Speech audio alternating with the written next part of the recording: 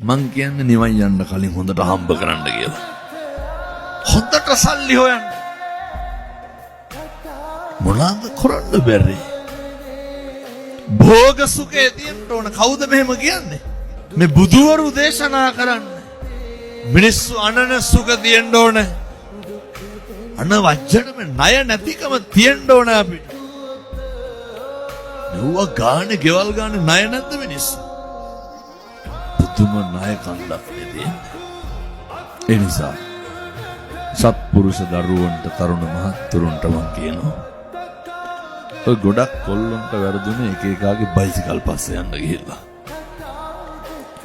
බයිසිකලේ පිටිපස්සේ නැගලා යන තරුණයෝ එක්කහුව වෙන මේ ගම් වලින් මත්ද්‍රව්‍ය අයින් කරලා දාන්න.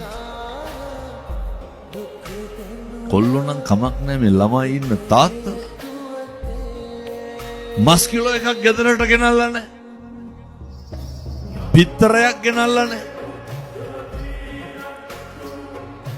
රස්සාව කරන්න ඕන. සමහරු දවල් 30ම නැහැ. ඔය කාගේ හරි දලක් සුද්ධ කරලා ගිහිල්ලා මොකද කරන්නේ?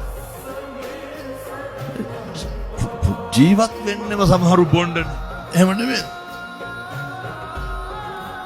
පින්නදුනේ මිනිස්සු වෙලා ඉපදුනාම මේකෙන් හොඳට වැඩ ගන්න. මේක අපරාධ.